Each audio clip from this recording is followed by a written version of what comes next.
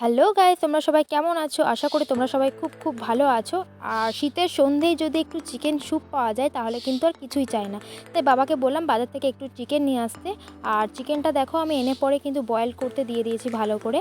তো এবার সেদ্ধ হয়ে যাওয়ার পর আমি চিকেনটা হাত দিয়ে ভালো করে ছাড়িয়ে নিচ্ছিলাম একটা থেকে আরেকটা। এবার আমি তোমার মটরশুঁটি, তারপর তোমার বিনস, পেঁয়াজ এসব ভালো করে ভেজে নিলাম, মানে বাড়িতে যেগুলো ছিল আর কি সেগুলো দিয়ে। এবার দেখো কর্নফ্লোরটা কিন্তু আমি ওই স্যুপের জলটা দিয়ে ভালো করে একটু গুলিয়ে নেব, কারণ এটাও তো আমাদের স্যুপে লাগবে, তাই তো।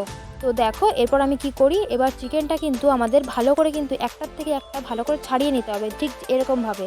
তো ছাড়িয়ে নেওয়ার পর আমরা এর মধ্যে দিয়ে দেবো চিকেনটা ভালো করে স্যুপটার মধ্যেই। আর এবার দিয়ে দেবো পরিমাণ মতো নুন।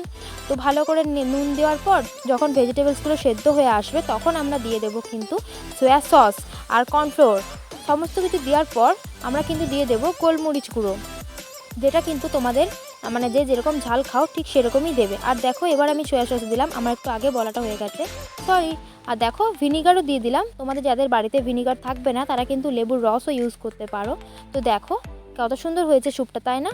দোকানে কিন্তু স্যুপ খেলে এতটা ভরে ভরে চিকেন দেয় না, ওরা কিন্তু খুব কম পরিমাণে দেয়, যেটা কিন্তু আমাদের মন একদমই পোষায় না। তবে মোমোর সাথে স্যুপ কিন্তু একদম মানে খুবই ভাল লাগে।